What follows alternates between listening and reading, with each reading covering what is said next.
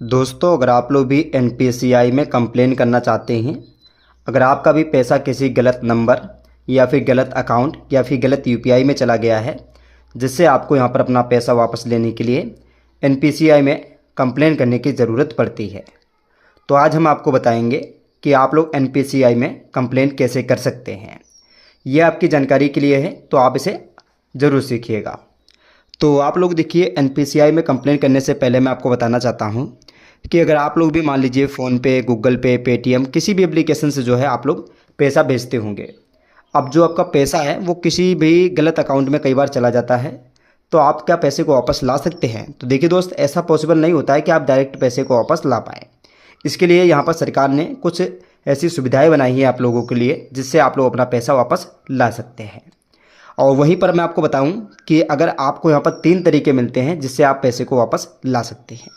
अगर आप लोगों ने फ़ोनपे या पेटीएम किसी भी एप्लीकेशन से पेमेंट भेजी है, तो आपको यहाँ पर जो है उसी पेमेंट के ऊपर क्लिक करेंगे और यहाँ पर आपको एक ऑप्शन मिल जाता है कॉन्टैक्ट सपोर्ट का। इसके ऊपर क्लिक करेंगे तो यहाँ पर आपके सामने चैट ओपन हो जाएगी और यहाँ पर आपके सामने जो है कस्टमर केयर वाले आपसे बात करने लगेंगे। ये ट्रांजैक्शन आईडी है और वहाँ से आपसे पूछेंगे कि क्या दिक्कत है। अगर आपको बता देना है कि आपका जो पैसा है वो गलत अकाउंट में चला गया है। ये तरीका आपका पहला है जिससे आप पैसे को वापस ला सकते हैं।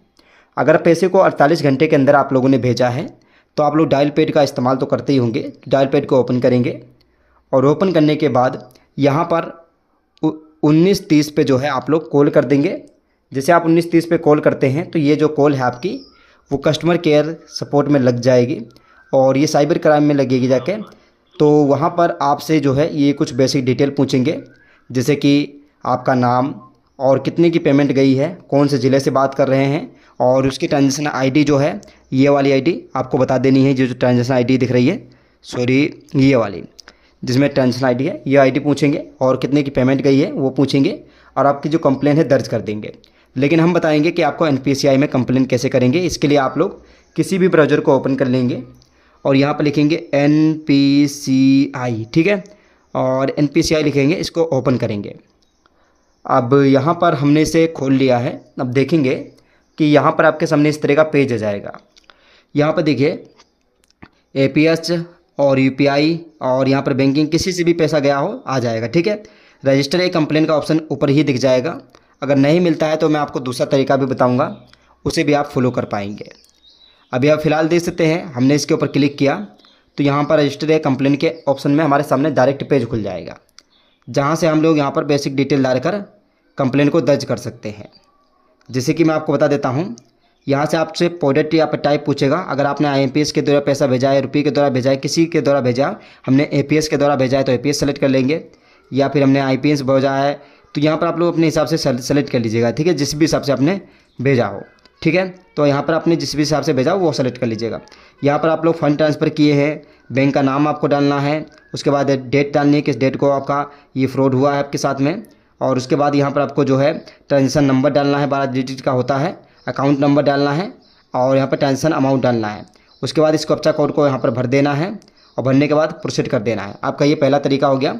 दूसरा तरीका है NPCI की वेबसाइट के ऊपर आप लोग क्लिक करेंगे और जैसे आप इसके ऊपर क्लिक करते हैं थोड़ा सा जो है फ़ोन गर्म हो गया है, इसकी वजह से इंटरनेट जो है कम काम कर रहा है। और यहाँ पर आप जैसे इसको ओपन करेंगे तो यहाँ पर इस तरह का आपको पेज दिख जाएगा। तो यहाँ पर मैं आपको दिखा देता हूँ एक बार। तो यहाँ पर आप देखेंगे, यहाँ पर आपको इस तरह का एक ऑप्शन मिलेगा, कंज्यूमर के ऑप्शन पे क्लिक करेंगे और अगर आपके साथ UPI फ्रॉड हुआ है तो UPI कंप्लेंट के ऊपर क्लिक करेंगे। और भी चीज़ें हैं नीचे, आपके साथ जो भी हुआ वो उसके साथ सेलेक्ट कर लीजिएगा। प्लस के ऑप्शन पर क्लिक करिएगा और यहाँ पर देखेंगे बहुत सारे ऑप्शन मिलेंगे, लेकिन आपको यहाँ पर थोड़ा सा नीचे की ओर आना है। यहाँ पर आपको नॉन ट्रांजेक्शन हुआ है वो सेलेक्ट कर लीजिएगा। अकाउंट से हुआ है वो भी आप कर सकते हैं और ट्रांजेक्शन से हुआ है तो वो भी आप कर सकते हैं, यानी कि फ़ोनपे UPI। तो आप लोग यहाँ पर अगर आपने किसी पर्सन टू पर्सन को पैसे दिए तो वो भी सेलेक्ट कर लीजिएगा। और यहाँ पर आपको मिल जाएगा ये मतलब क्या दिक्कत आपको हुई है, मतलब कैसे अकाउंट फेल्ड हुआ है, ट्रांजेक्शन हुआ है या फिर पैसे गलत चला गया है, डिक्लाइन हुआ है, जो भी साथ हुआ वो आप दे दीजिएगा। इनको रीजन सेलेक्ट कर दीजिएगा, ठीक है। अनदर अकाउंट में हमने लिख दिया है और यहाँ पर आपको कमेंट में डालना है कि आपका जो पैसा है रॉन्ग नंबर पे चला गया है, उसकी ट्रांजैक्शन आईडी डाल देनी जो मैंने आपको बताई थी, उसी को कॉपी करके डाल देना है। उसके बाद यहाँ पर मैं आपको दिखा देता हूँ, ये इसकी ट्रांजेक्शन आईडी रही, तो इसको कॉपी कर लेते हैं और यहाँ पर हमने इसको पेस्ट कर दिया। उसके बाद यहाँ पर बैंक नेम डालेंगे, जो भी आपकी बैंक हो।